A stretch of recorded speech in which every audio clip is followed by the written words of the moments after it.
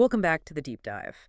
This is where we take the MPP, the Manual of Patent Examining Procedure, that huge manual, and break it down, section by section. Yeah, making it a bit more digestible. Exactly. So today we're in chapter 300. That's all about ownership and assignment. But we're really zooming in on just one part. MPP Section 309. Think of it as like the ethical firewall for the USPTO itself. A firewall, I like that. And it comes from the actual law, right? 35 U.S.C. Section 4. That's the one. It's all about maintaining public trust, making sure the system is and looks completely impartial. Keeping that line clear between doing your public job and any potential private gain. Right. So that's our mission for this deep dive, understanding these restrictions on USPTO employees, the ones currently there and even after they leave. And especially that interesting bit about priority dates. It's a unique mechanism. Yeah, we'll get to that. Because for you, the listener, knowing these rules is fundamental. The integrity of the whole patent system kind of relies on them. Okay, so let's start with the basics. Who exactly is covered by this ban? The law says officers and employees of the Patent and Trademark Office. So pretty broad. Meaning pretty much everyone who works there. Director, examiners, clerks. Yep. If you're appointed, you're covered. And the restriction kicks in immediately. There are two main things they absolutely cannot do while employed. Okay, what's the first one? They can't apply for a patent, period. Can't be an inventor, can't be an applicant on anything new or pending. Straightforward enough. What's the second restriction? This one's maybe even broader. They can't acquire, directly or indirectly, any patent or any right or interest in any patent. Ah, the directly or indirectly part. That sounds like it closes a lot of loopholes. Exactly. It's the ethical cage, like you said. It's not just about stopping an examiner from buying a patent in their own name. Right. It's about ensuring that the people reviewing applications, handling them, making decisions, Yeah. they absolutely cannot benefit personally from the system they're running. So that indirectly. I'm wondering how far that goes. Like, say an examiner knows about some hot new tech area because of their job.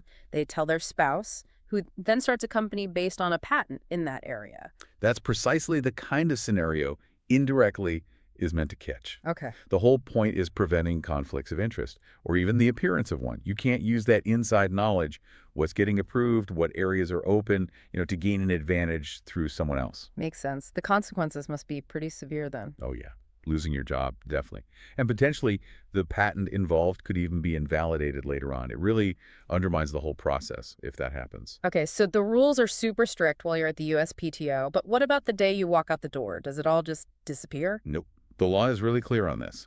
The ban continues during the period of their appointments and for 1 year thereafter. Ah, so there's a mandatory cooling off period, 1 full year. A hard deadline. It's meant to create a clean break. So let's use the example from the source. Say an examiner leaves on June 1st, 2025. Okay. They absolutely cannot file their own patent application or acquire any interest in someone else's patent until at least June 1st, 2026. A full 365 days. And that ban on acquiring an interest, the direct or indirect part, that still applies during that year too? It does. Very broad. Are there any exceptions during that year? Like what if, I don't know, a relative dies and leaves them a patent in their will? That's actually the single narrow exception the source material points out. It says acquisition is okay by inheritance or bequest. So if it's involuntary, basically, something you didn't actively seek out. Exactly. If it just falls into your lap through inheritance, that doesn't trigger the same conflict of interest concerns. But that's it. Otherwise, that 1-year fortress, as you called it, holds strong. All right, so let's picture our examiner again. They're probably pretty inventive, right? That's why they were hired. Often, yes. Highly technical people. So they leave the USPTO, they wait out the full year. Day 366 arrives June 2nd, 2026 in our example. They file their brilliant invention, now they're clear, right? Conflict over, public trust restored. Well, almost, but not quite.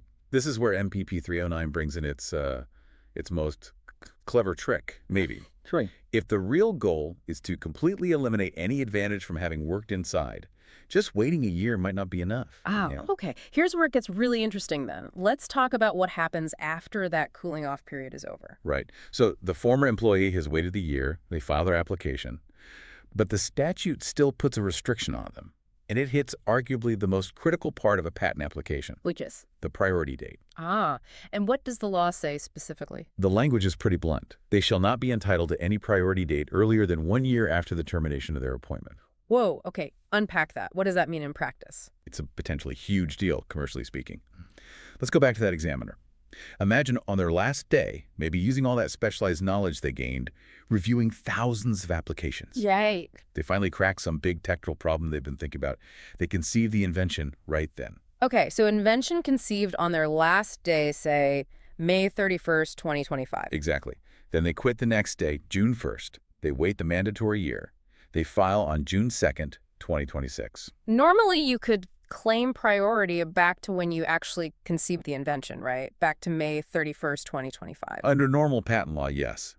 But not for this former USPTO employee. Yeah. This rule says, nope, your earliest possible priority date is June 1st, 2026, 1 year after you left. Wow. So it effectively pushes their invention date forward by a whole year, at least for priority purposes. Precisely. It's this double whammy. The 1-year ban on even filing, plus this 1-year penalty on the priority date for anything filed after. And the logic behind that is? It's designed to completely neutralize any advantage gained from working inside. It stops someone from, say, developing an invention on the government's dime, or using internal insights, quitting, waiting the year, and then filing, while still getting the benefit of that earlier, potentially unfairly advantaged invention date. That's actually a pretty clever safeguard. It creates a real separation in time between the public service and any private inventing activity, like a commercial dead zone for anything conceived in that last year of work. Yeah, that's a good way to put it. And you have to see how this fits into the bigger picture, the whole ethical framework. Section 309 doesn't exist in a vacuum. Right. You mentioned other rules. Yeah, the source notes, it works together with other standards, like those in Section 1701, which also covers professional conduct for USPTO personnel. It's all part of reinforcing that boundary. The USPTO needs everyone to trust the process is fair. So the key takeaway here, especially for you listening, is understanding this difference. It's not just about when you can file, but also about the priority date you can claim. Absolutely. It's all about maintaining that fairness and public confidence, ensuring the patent grant isn't tainted by potential personal motives of the staff. Hashtag tag outro. Okay, so let's wrap up our deep dive into MPP Section 309. The bottom line is, current USPTO employees and those who've recently left face really significant mandatory restrictions on getting involved with patents. Right. No applying, no acquiring interest while employed, then that 1-year complete ban after leaving. And then the real kicker, that 1-year penalty on claiming an early priority date even after the ban lifts. It's all layered to ensure a clean break between public duty and private innovation. Which leads to an interesting thought, connecting this to the bigger picture. How does that specific priority date restriction actually influence the career choices or the post-USPTO inventing activities of these really smart technical examiners? Yeah. Knowing there's effectively a 1-year dead zone on capitalizing on their most recent insights. Yeah. Definitely something important to think about as you navigate the complexities of the MPP. Before we sign off, we really want to give a special thank you to Mike Shepard. He's the creative director who put this whole audio series together. Yeah, his leadership and vision have been fantastic in making this complex material accessible. Absolutely. It's made this whole educational project possible. So thanks, Mike. And finally, we need to read this disclaimer from our source providers. Ready? Go ahead. Disclaimer. This summary of the MPEP was generated using AI tools, including ChatGPT and Notebook LM, and may contain errors or omissions. It is provided for general educational and informational purposes only and is not legal advice or a substitute for formal instruction. For authoritative guidance, consult the official MPEP, a qualified instructor, or a registered patent practitioner. Got it. All right, thanks for diving deep with us today. We'll catch you on the next one.